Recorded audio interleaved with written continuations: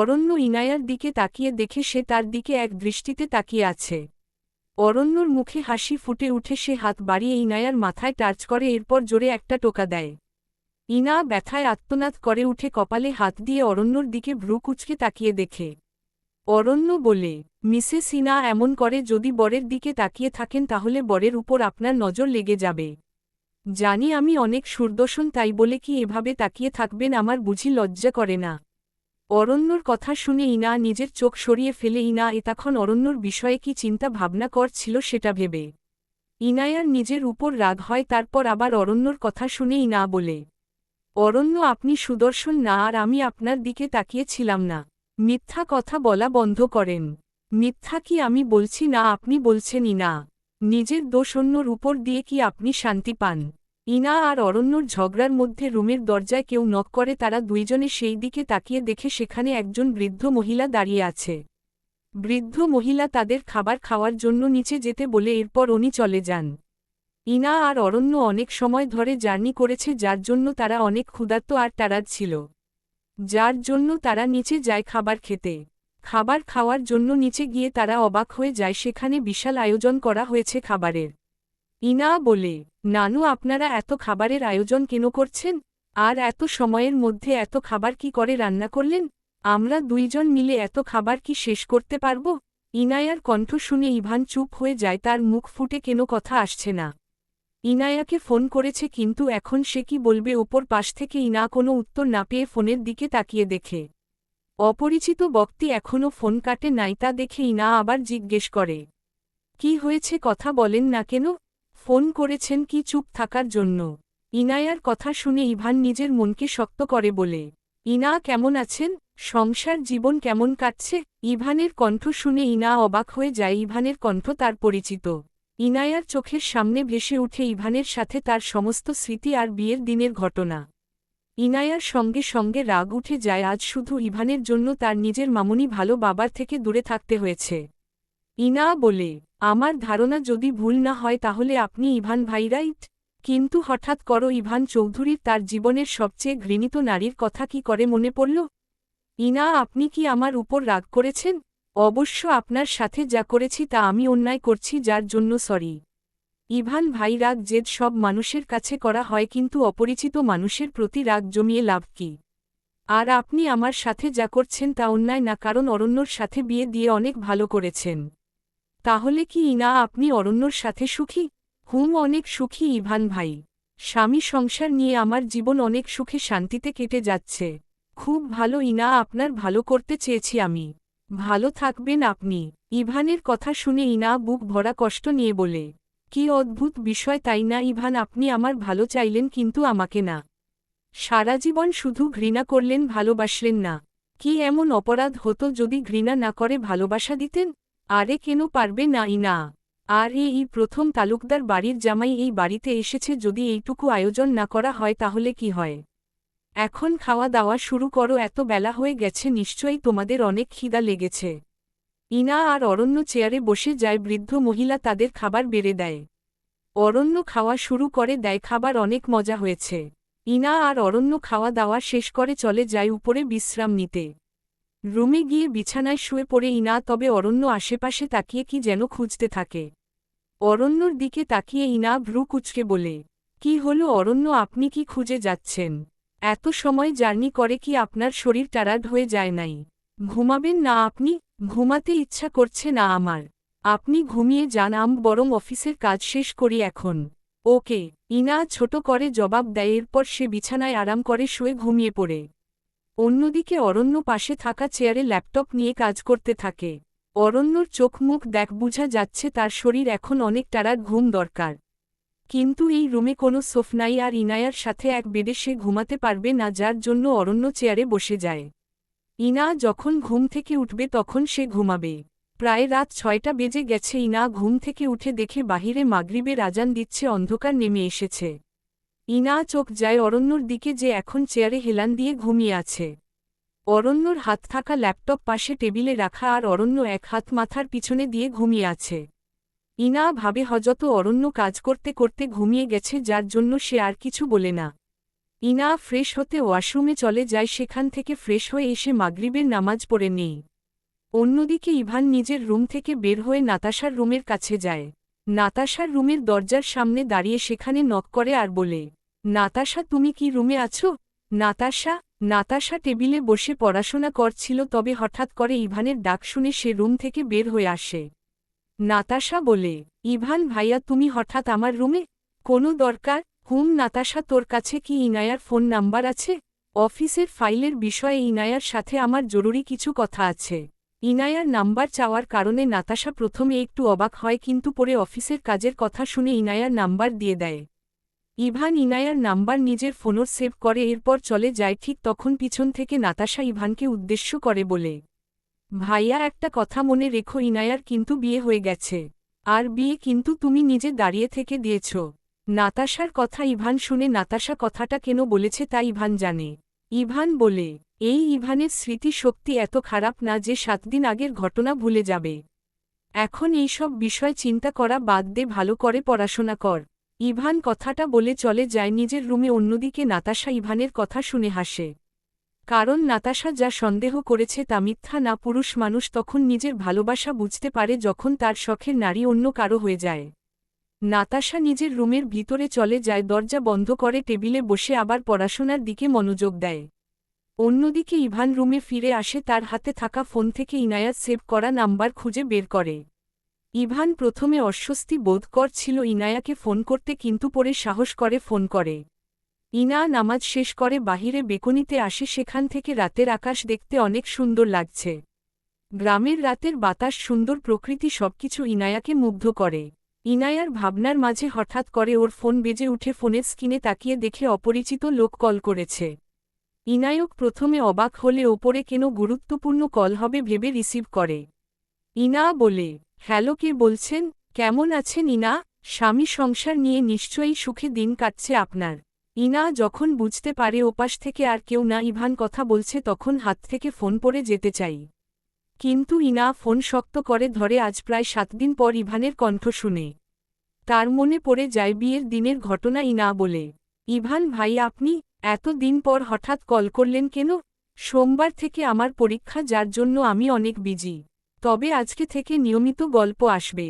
ইনা যখন উপলব্ধি করতে পারে ফোনের ওপর পাশে থাকা মানুষ যে নিঃশব্দে দাঁড়িয়ে আছে সে আর কেউ না ইভান, তখন তার সারা শরীর পাথরের ন্যায় শক্ত হয়ে যায়। মুহূর্তের মধ্যে তার চোখের কার্নিশ বেয়ে গড়িয়ে পড়ে এক বিন্দু জল। প্রায় 7 দিন পর ইনা আজ প্রথম ইভানের কণ্ঠ শুনছে। তার মনের ভিতরে হাজারো স্মৃতি ঘুরঘুর করছে, কিন্তু অল্প সময়ের মধ্যে তার মনে পড়ে যায় বিয়ের দিনের ঘটনা। ইনা নিজের আবেগ নিয়ন্ত্রণ করে কাঁপা কাঁপা কণ্ঠে বলে, ইভান ভাই আপনি হঠাৎ ফোন করেছেন কেন? নিজের জীবনের সবচেয়ে ঘৃণিত নারীকে বিদায় দিয়ে নিশ্চয়ই অনেক সুখে আছেন। বলেন না ইভান ভাই, আমার বিদায় আপনার আত্মা ঠিক কতটা সন্তুষ্ট হয়েছে? ইনায়ার কথা শুনে ইভান এক দীর্ঘ শ্বাস ফেলে। তার হঠাৎ করে ফোন দেওয়ার কারণ কি ইনা সত্যি উপলব্ধি করতে পারছে না। ইভান ইনায়াকে ঘৃণা করে, বড্ড বেশি অপছন্দ করে। তবে কেন আজ ইনায়ার কণ্ঠ শুনে তার মনে তোলপাড় শুরু হয়ে গেছে। যাকে নিজের জীবন থেকে হাসি মুখে বিদায় দিয়েছে, তার কণ্ঠে নিজের নাম শুনে এত শান্তি কেন লাগছে ইভানের? তার জীবনে ঘটে যাওয়া সকল কেন উত্তর কি দিতে পারবে ইভান? ইনায়ার বিয়ের পর থেকে ইভানের জীবনে সব সুখ হারিয়ে গেছে। শুধু মস্তিষ্ক জুড়ে ঘিরে আছে ইনায়ার স্মৃতি। তার রাতের ঘুমের মধ্যে স্বপ্নে জুড়ে শুধু থাকে একজন মানুষ, তার নাম ইনা। ইভান কি সত্যি ইনায়াকে গভীরভাবে ভালোবেসে ফেলেছে? নিজের মনের ঘৃণা আড়ালে ইনায়ার জন্য মায়া জমিয়ে রেখেছে। কিন্তু এখন কি হাজার জনম ত্যাপসা করে ও ইনায়াকে নিজের জীবনে ফিরিয়ে নিয়ে আসতে পারবে? ইভানের ভাবনার মাঝে ইনা আবার তাকে পুনরায় ডাক দেয়, যার কারণে হুঁশ ফিরে আসে। ইভান বলে, ইনা কেমন আছেন আপনি? স্বামী সংসার নিয়ে নিশ্চয়ই খুব সুখে শান্তিতে দিন কাটছে আপনার। ইভানের কথা শুনে ইনায়ার মুখে তাচ্ছিল্যের হাসি ফুটে উঠে। সুখ শব্দটা কি তার ভাগ্য আছে? জীবন শুধু তাকে কষ্ট ছাড়া আর কিছু উপহার দেয় নাই। যাকে নিজের চেয়েও বেশি ভালোবেসে 15 বছর অপেক্ষা করেছে, সে তাকে ঘৃণা করে দূরে সরিয়ে দিয়েছে। নিজের ভালোবাসার দহনে পুড়িয়ে অন্য কারো হাতে তুলে দিয়েছে। অবশ্য ইভান কি বুঝতে ইনায়ার কষ্ট? সে তো কখনো ইনায়াকে ভালোবাসে নাই। সারা জীবন ভুল বুঝে দূরে সরিয়ে রেখেছে, মিথ্যাতার জীবন থেকে ছুঁড়ে ফেলে দিয়েছে। ইনায়ার চোখ বেয়ে পড়া জল এক হাত দিয়ে মুছে নেয়, বুকে কষ্ট জমিয়ে রেখে মুখে হাসি নিয়ে বলে, অবশ্যই ইভান ভাই, স্বামী সংসার নিয়ে অনেক সুখে দিন কাটছে আমার। বিশ্বাস করেন ইভান ভাই, এই ইনা পৃথিবীর সবচেয়ে সুখী মানুষ। এত সুখ উপরওয়ালা আমার ভাগ্য কেন দিলেন বলেন তো ইভান ভাই। অতিরিক্ত সুখ ইনায়ার কপাল যে সহ্য হয় না। ইনায়ার কথা শুনে ইভান কথা না বলে শান্ত হয়ে যায়। অন্যদিকে ইনা নিজের চোখের পানি আটকে রাখতে পারে না। ইনা নীরবে কান্না করে, তবে কার কণ্ঠে কেন কান্নার আওয়াজ হয় নাই। কারণ ইনা অনেক আগেই বুকে কষ্ট জমিয়ে রেখে মুখে হাসি নিয়ে কথা বলা আর শব্দ ছাড়া কান্না করা শিখে গেছে। ইনা বলে, তবে ইভান ভাই, আপনি কি শুধু আমার সুখের সংসারের গল্প শোনার কথা জানার জন্য ফোন করেছেন? হঠাৎ করে আমার বিষয়ে জানার এত আগ্রহ কেন আপনার? না মানে আসলে ইনা, আপনার সংসার কেমন চলছে তা জানার জন্যই কল দিয়েছি। অরণ্য খুব ভালো ছেলে, নিশ্চয়ই ওর সাথে আপনি ভালো থাকবেন। ইনা, কি অদ্ভুত বিষয় তাই না ইভান, আপনি আমার ভালো চাইলেন কিন্তু আমাকে চাইলেন না। আর ইভান ভাই, আমার স্বামী অরণ্য যথেষ্ট ভালো মানুষ। ভাগ্য করে এমন জীবনসঙ্গী পাওয়া যায়, ওর সাথে আমি অনেক ভালো আছি। আপনি অরণ্যকে ভালোবাসেন তাই না ইনা? ইভান ভাই, ভালোবাসা কখনো শখ বা বিলাসিতা নয়, ভালোবাসা হচ্ছে একটি মানুষের প্রতি নিঃস্বার্থ অনুভূতি। ইনায়ার মুখে অরণ্যর নাম শুনে ইভানের বুকের ভিতরে অনেক কষ্ট হচ্ছে, কিন্তু সেটা সে মুখে প্রকাশ করে নাই, শুধু চুপচাপ শুনে যায় নিজের প্রিয়তমার কণ্ঠে অন্য পুরুষের নাম, যাকে নিজের হাতে অন্য কারো সাথে বিয়ে দিয়েছে, তার জন্য কান্না করা মানায়। ইনা আজ অরণ্যর বউ, এই বাস্তব কথাটা ইভানের কাছে মৃত্যু সমতুল্য। ইনায়াকে অন্য কারো সাথে দেখার আগে তার যদি মৃত্যু হতো তাহলে ও এত কষ্ট হতো না। ইভান আর শুনতে পারল না ইনায়ার আর অরণ্যর সুখের সংসারের গল্প। ইভান ফোন রেখে দেওয়ার আগে ছোট করে বলে, বিদায় ইনা, আজ আর আপনার স্বামী ভালোসার গল্প শোনার আগ্রহ নাই। সারা জীবন সুখে শান্তিতে সংসার করবেন, যদি সময় হয় তাহলে না হয় আমাদের বাড়িতে বেড়াতে আসবেন। ইভান আর ইনায়ার উত্তরের অপেক্ষা করে নাই, সে ফোন কেটে দেয়। ইভান ফোন বিছানায় ছুঁড়ে মারে, এরপর জীবনের বাস্তবতা থেকে টায়ার্ড হয়ে বিছানায় ধপ করে বসে পড়ে। তার বুকের বাপাশে বড্ড বেশি কষ্ট হচ্ছে, এই ব্যথার কি কেন ঔষধ আছে? আর কে এই ব্যথার ঔষধ লাগিয়ে দিবে তাকে, যে ছিল সে তো আজ অন্য কারো। কেন আজ এত পীড়া হচ্ছে তার, এক অজানা দহনে সমগ্র দেহ মন পুড়ে ছারখার হয়ে যাচ্ছে। ভালোবাসা কি এত কষ্ট দেয় মানুষকে? অন্যদিকে ইনা ফোনের স্ক্রিনের দিকে তাকিয়ে দেখে ইভান ফোন রেখে দিয়েছে, যা দেখে সে হাসে। ইনায়ার চোখ বেয়ে গড়িয়ে পড়া জল সযত্নে মুছে নেয়। ইনা মনে মনে বলে, মূল্য দিয়ে অমূল্য বানিয়ে মূল্যহীন মানুষ বানিয়ে দিয়ে এখন জিজ্ঞেস করছেন সুখে আছি কিনা? কি এমন হতো ইভান যদি পৃথিবীর সব নিয়ম ভেঙে আপনি আমার হয়ে যেতেন? শুধু ঘৃণা না করে ভালোবেসে আগলে রাখতেন, তাহলে আজ আমি আর আপনি বাস্তবতা মেনে নিয়ে একে অপরের থেকে দূরে সরে যেতাম না। কেন ভালোবাসলেন না আমাকে ইভান ভাই, কেন? ইনা নিজের মনে মনে বলা কথাটা বলে ফুপিয়ে কান্না করে দেয়, এরপর আকাশের দিকে তাকিয়ে অল্প সময় নিজের সাথে কাটায়। ইনা মনে হয় হঠাৎ করে পিছনে ছায়ার মতো কেউ এতক্ষণ দাঁড়িয়ে ছিল, কিন্তু ভালো করে খেয়াল করে দেখে সেখানে কেউ নাই। নিজের মনের ভুল ভেবে ইনা আর এই বিষয়ে কমেন্ট। রাত প্রায় 10 মিনিট পর রুমে এসে দেখে অরণ্যকে রুমে দেখতে না পেয়ে সে ওয়াশরুমের দিকে তাকিয়ে দেখে। ওয়াশরুমের দরজা খোলা দেখে ইনা বুঝতে পারে অরণ্য ফ্রেশ হয়ে বাহিরে চলে এসেছে। ইনায়ার হাতে থাকা কফি টেবিলের উপর রাখে, এরপর বেকনিতে উকি দিয়ে দেখে অরণ্য সেখানে দাঁড়িয়ে আছে। অরণ্যর হাতে সিগারেট, যা দেখে ইনা ভ্রু কুঁচকে অরণ্যর দিকে তাকায়। অরণ্য হাতে থাকা সিগারেট যখন ঠোঁটের কাছে নিয়ে এক টান দিতে যাবে, তার আগেই ইনা ওর হাত ধরে ফেলে, এরপর হাত থেকে সিগারেট ফেলে দেয়। ইনায়ার সিগারেট ফেলে দেওয়ার কারণে অরণ্য বিরক্ত হয়, তবে সে চুপচাপ থাকে। পাশে দাঁড়িয়ে থাকা ইনা শুধু দেখে যাচ্ছে অরণ্যর এই নীরব শান্ত ব্যবহার। আজ অনেক দিন পর অরণ্যকে এমন শান্ত চুপচাপ হয়ে দাঁড়িয়ে থাকতে দেখছে। ইনা বেলকনি থেকে হেঁটে বেরিয়ে আসে, এরপর রুমে এসে টেবিলের উপর রাখা কফির মগ নিয়ে আবার ফিরে আসে। অরণ্য ইনায়ার পায়ের শব্দ শুনে তবুও সে তার দিকে ফিরে তাকায় না, বা ইনা চলে যাচ্ছেন কি এই কথাটা জিজ্ঞেস করে না। ইনা কফির মগ অরণ্যর মুখের সামনে ধরে আর শক্ত গলায় বলে, অরণ্য, আপনার কফি এখন গরম আছে, তাড়াতাড়ি খেয়ে নেন, পরে ঠান্ডা হয়ে যাবে আবার। আর পুরুষ মানুষের সিগারেট খাওয়া আপনার পছন্দ না, তাই ফেলে দিয়েছি। I am sorry. অরণ্য ইনায়ার হাত থেকে কফির মগ নেয়। অরণ্যর এমন চুপ করে থাকা তার ভালো লাগছে না। হয়তো ইভানের সাথে ইনায়ার কথা বলা পছন্দ হয় নাই অরণ্যর, যার জন্য সে রাগ করে চুপ হয়ে গেছে। অরণ্য যখন একা সময় কাটাতে চায় তখন ইনা আর তাকে বিরক্ত করে না, সে বেলকনি থেকে রুমে আসার জন্য পা বাড়ায়। অরণ্য তখন বলে উঠে, ইনা সিগারেট খাওয়া পছন্দ না আপনার, না সিগারেট খাওয়া পুরুষকে পছন্দ না, কোনটা সঠিক? অরণ্য কথা শুনে ইনায়ার পাথমকে যায়, পিছনে ফিরে অরণ্যর দিকে দেখে সে নিজের বলা কথা শেষ করে কফিতে মুখ দেয়। অরণ্যকে যে তাকে খোঁচা দিয়ে কথাটা বলেছে তা বুঝতে ইনায়ার খুব বেশি দেরি হয় নাই। ইনা মৃদু হাসি মুখে বজায় রেখে বলে, এই পৃথিবীতে ইনায়ার পছন্দের কেউ নাই, কারণ যত বেশি সম্পর্ক জোড়ায় তত বেশি কষ্ট সহ্য করতে হয়।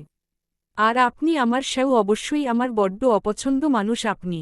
অরণ্য কফির মগ থেকে ঠোঁট সরিয়ে ফেলে এরপর বলে, মানুষ চাহিদা অনুযায়ী আমাদের ব্যবহার করে আর আমরা মনে করি তারা আমাদের ভালোবাসে। এইটাই হলো জীবনের ধ্বংসের অধ্যায়। অতৃপ্ত এই পৃথিবীতে আজ যা আয়োজন অর্ধেক তার মায়া, আর বাকি অর্ধেক প্রয়োজন। ইনা কথাটা বলে নিজের রুমে ফিরে আসে, সেখান অরণ্য শান্ত হয়ে দাঁড়িয়ে থাকে। তার হাতে থাকা গরম কফির মগে আবার চুমুক বসায়। অরণ্যর যখন অধিক মন খারাপ থাকে তখন সে শান্ত হয়ে আকাশ দেখে। রাতে বেলা গ্রামের আকাশ দেখতে অনেক সুন্দর লাগে, কি অপরূপ দৃশ্য, এক ঝাঁক তারা ফুটেছে, তারা সমগ্র আকাশ জুড়ে ছুটাছুটি করছে। অরণ্য যখন অনেক ছোট ছিল তখন তার বাবা তাকে নিয়ে আসত ছাদে, এরপর থেকে তার বেকনিতে দাঁড়িয়ে আকাশ দেখতে বড্ড বেশি লাগে। অরণ্য যখন একা দাঁড়িয়ে আকাশ দেখে তখন তার মনে হয় পাশে তার বাবা দাঁড়িয়ে আছে। বাতাসের সুপ্ত ছোঁয়ায় বাবার অস্বস্তি অনুভব করে, সকল বিপদ কষ্টের মাঝে বাবার ছায়া সবসময় তার পাশে থাকে, নিজেকে শান্ত রাখতে এই আকাশ আর তার বাবার অস্তিত্ব তাকে সাহায্য করে। অরণ্য কফির মগে হাত দিয়ে এক দীর্ঘ শ্বাস ফেলে বলে, আমার মনে এমন অদ্ভুত অনুভূতি কেন তৈরি হচ্ছে খোদা? ইনায়ার প্রতি নিজের ফিলিংস নিয়ন্ত্রণ কেন করতে পারছি না আমি? যে আমাকে অসম্ভব ঘৃণা করে তার মায় আসক্ত হয়ে কেন যাচ্ছি আমি?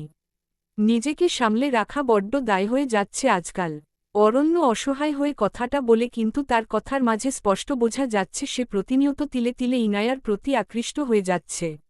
ইনায়ার মায়ার বেড়াজালে সে জড়িয়ে যাচ্ছে, যেখান থেকে বের হওয়ার কেন উপায় তার জানা নাই। অরণ্য আনমনে বলে উঠে, আমার কাছে তুমি অন্যরকম, ভালোবাসি বেশি, প্রকাশ করি কম। অরণ্য নিজের একাকিত্ব উপভোগ করতে থাকে, অন্যদিকে ইনা আয়নার সামনে দাঁড়িয়ে নিজের চুলের বিনুনি করে যাচ্ছে। প্রায় 2 ঘটনা পর অরণ্য রুমে আসে। ইনা নিজের ফোনে মেসেজ করছিল নাতাশার সাথে। চৌধুরী বাড়ি থেকে বিয়ে হয়ে চলে আসার পর নাতাশার সাথে তার আর ভালো করে কথা হয় নাই। অরণ্য একবার ইনায়ার দিকে তাকিয়ে দেখে ইনা ও ফোন রেখে অরণ্যর দিকে দেখে। 2 জোড়া চোখের মিলন হয়। অরণ্য তার ব্যাগ থেকে ল্যাপটপ বের করে অফিসের কাজ করতে থাকে। ইনা অরণ্যর ব্যবহার অনেক সময় ধরে লক্ষ্য করে যাচ্ছে, অরণ্য যে তাকে এড়িয়ে যাচ্ছে তা ইনা বেশ বুঝতে পারে। ইনা ফোনে নাতাশার সাথে মেসেজ করা বন্ধ করে দেয়, পড়াশোনার কথা বলে নাতাশাকে বিদায় জানিয়ে ফোন রেখে দেয়। বিছানায় ফোন রেখে ইনা অরণ্যর সামনে আসে, তবুও অরণ্য ইনায়ার দিকে না তাকিয়ে ল্যাপটপে কাজ করে যাচ্ছে। অরণ্যর এমন শান্ত রূপ দেখে ইনা বেশ বিরক্ত হয়, সে অরণ্যর হাত থেকে ল্যাপটপ নিয়ে পাশের টেবিলে রেখে দেয়। ইনাজার এমন কাজে অরণ্য বিরক্তি নিয়ে ভ্রু কুঁচকে ইনায়ার দিকে তাকিয়ে বলে, সমস্যা কি আপনার? ইনা, সব জিনিস আমার হাত থেকে কেড়ে নিয়ে ফেলে কেন দিচ্ছেন? বেকনিতে থাকতে সিগারেট ফেলে দিলেন, এখন ল্যাপটপ, এখন কি ল্যাপটপেও আপনার সমস্যা হয়? অরণ্যর কথা শুনে ইনা রেগে গিয়ে বলে, না সমস্যা ল্যাপটপে, না সমস্যা হলেন আপনি। এই ইনায়ার জীবনে সবচেয়ে বড় সমস্যা, আপদ বিপদ হল অরণ্য রাজ চৌধুরী।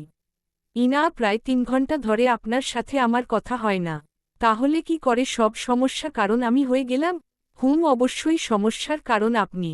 3 ঘন্টা ধরে আমার সাথে কথা বলেন না কেন? কি করেছি আমি যে রাগ করে মুখ ভার করে রেখেছেন? ইভান ভাই। ইনা মুখে ইভানের নাম শোনার আগেই অরণ্যর মাথায় রক্ত উঠে যায়।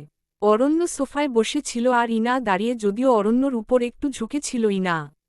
অরণ্য রাগী দৃষ্টিতে ইনায়ার দিকে তাকায়। প্রায় 10 মিনিট পর অরণ্য রুমে ফিরে আসে। ইনা তখন আয়নার সামনে দাঁড়িয়ে তার গলার আঘাত ভালো করে দেখতে থাকে। অরণ্যকে দেখে ইনা তার গলা থেকে হাত সরিয়ে বিছানায় গিয়ে বসে। অরণ্য রুমে ঢুকে বিছানায় বসা ইনায়ার কাছে যায়, ওর গলার দিকে তাকিয়ে দেখানে লাল হয়ে রক্ত জমাট বেঁধে গেছে। অরণ্য নিজের হাতে থাকা ঔষধের বাক্স থেকে ঔষধ বের করে, এরপর বলে, ইনা মাথা উঁচু করেন, ঔষধ লাগাতে হবে। অরণ্য কথাটা বেশ জোরে বলে যায়। ইনা শুনে ইনা তাড়াতাড়ি করে তার মাথা উঁচু করে। অরণ্য ইনায়ার সামান্য কাছে এগিয়ে যায়, এরপর তার হাতে থাকা তুলার মধ্যে ঔষধ লাগিয়ে নেয়। এরপর ইনায়ার গলায় কেটে যাওয়া স্থানে মলম লাগিয়ে দেয়। ইনায়ার ব্যথায় শক্ত করে অরণ্যর হাত ধরে ফেলে। অরণ্য ঔষধ লাগানো শেষ হলে বলে, ইনা আপনি বরং এখন রেস্ট নেন, আমি নিচ থেকে খাবার নিয়ে আসছি। অরণ্য কথাটা বলে ঔষধ টেবিলের উপর রাখে এরপর রুম থেকে বের হয়ে যায়। ইনা এতক্ষণ চুপচাপ বসেছিল, আজকে অরণ্যর এমন রাগী রূপ দেখে ইনায়ার প্রচুর ভয়কর ছিল, যার জন্য সে আর কোনো কথা বলে নাই অরণ্যর সাথে। অরণ্য নিচে যায় খাবার নিয়ে আসতে, সেখানে বৃদ্ধ মহিলারা তাকে দেখে জিজ্ঞেস করে, আরে অরণ্য বাবা, তুমি এখানে রান্নাঘরে কি করছো? তোমার কি খিদে পেয়েছে? আমি কি কিছু রান্না কর দিব? অরণ্য শান্ত গলায় বিনয়ের সহিত বলে, না নানু, আমি এখন কিছু খাব না। আসলে ইনা হঠাৎ করে অসুস্থ হয়ে গেছে, যার জন্য সে এখন নিচে এসে খাবার খেতে পারবে না। তাই রান্না ঘরে এসে ইনায়ার জন্য খাবার নিয়ে যাচ্ছি। অরণ্যর কথা শুনে বৃদ্ধ মহিলা বুঝতে পারে অরণ্য যথেষ্ট কেয়ার করে ইনায়ার। তবে উনি অরণ্যকে খাবার বাড়তে না দিয়ে নিজেই রান্না ঘর থেকে খাবার বেড়ে অরণ্যকে দেয়। অরণ্য ওনাকে ধন্যবাদ জানিয়ে খাবার নিয়ে সিঁড়ি দিয়ে উপরে উঠে চলে আসেন। ইনা বিছানায় শুয়ে ফোনে এসএসএ কোম্পানির আগের কিছু ফাইল মনোযোগ সহকারে দেখছিল। রূপনগর গ্রামে আসার লক্ষ্য সে ভুলে যায় নাই, তার মনে আগে নিজের মামার মৃত্যুর বিষয়ে তাকে জানতে হবে। আদালতের সামনে নিজেকে নির্দোষ প্রমাণ করতে হবে। এসএস কোম্পানির এমডি হিসাবে তাকে সকল দায়িত্ব পালন করতে হবে। ইনায়ার ভাবনার মাঝে রুমে প্রবেশ করে অরণ্য। ওর হাতে খাবার দেখে ইনা সামনে থাকা টেবিলে কাগজ রেখে দেয়। অরণ্য বলে, ইনা উঠে পড়ুন, খাবার খেয়ে পরে ঔষধ খাবেন। গলায় ব্যথা যা লেগেছে তার জন্য যদি রাতে জ্বর আসে তখন সমস্যা হতে পারে। অরণ্যর কথা শুনে ইনা বিছানা ছেড়ে উঠে পড়ে অরণ্য খাবারের থালা থেকে চামচ দিয়ে ভাত মাখিয়ে ইনায়ার মুখে তুলে দেয়। ইনা অরণ্যর দিকে তাকিয়ে দেখে সত্যি মানুষটা অদ্ভুত, যে অল্প সময় আগে তার সাথে রাগ করে তাকে মেরে ফেলতে চেয়েছিল, এখন সেই তার গলায় ঔষধ লাগিয়ে দিয়েছে, নিজের হাতে খাবার খাইয়ে দিচ্ছে। অরণ্যকে বুঝতে হয়তো ইনায়ার হাজার জনম লেগে যাবে। অরণ্য বুঝতে পারে ইনায়ার তার দিকে তাকিয়ে আছে, তবে সে কোনো কথা না বলে শান্ত হয়ে নিজের কাজ করতে থাকে। খাওয়া দাওয়া শেষ হলে অরণ্য ইনায়াকে বিছানায় শুয়ে ঘুমিয়ে পড়তে বলে ইনা বাধ্য মেয়ের মতো তা করে। অরণ্য নিজের জন্য নিয়ে আসা খাবার খেয়ে ইনায়াকে জ্বরের ঔষধ খাইয়ে দেয়। ইনা বিছানায় শুয়ে পড়ে, তবে অরণ্য সোফায় বসে ল্যাপটপে কাজ করতে থাকে। প্রায় 2 ঘন্টা পর ইনা দেখে অরণ্য এখনও কাজ করছে। বিকালে অনেক সময় ঘুমানোর কারণে ইনায়ার চোখে এখন কোনো ঘুম নাই। ইনা অরণ্যর দিকে তাকিয়ে বিরক্ত হয়ে বলে, অরণ্য আপনি ঘুমাবেন না? প্রায় রাত 11টা বেজে গেছে, কখন ঘুমাবেন আপনি? ইনায়ার কণ্ঠ শুনে অরণ্য ল্যাপটপ থেকে নিজের মুখ উঁচু করে ইনাজার দিকে তাকায়। অরণ্য বলে, অফিসের জরুরি কিছু কাজ আছে যা করতে হবে আমাকে। আপনি ঘুমান, সময় হলে আমি ঘুমিয়ে পড়ব। অরণ্যর কথা ইনা শুনে না, সে বিছানা থেকে উঠে দাঁড়িয়ে হেঁটে হেঁটে অরণ্যর সোফার কাছে যায়। এরপর ওর হাত থেকে ল্যাপটপ কেড়ে নিয়ে অরণ্যর হাত ধরে বিছানায় নিয়ে আসে। এরপর বলে, অরণ্য শুনুন না, আই এম সরি, আর কখনো এমন হবে না, বিশ্বাস করেন। সরি অরণ্য, আমাকে মাফ করে দিন।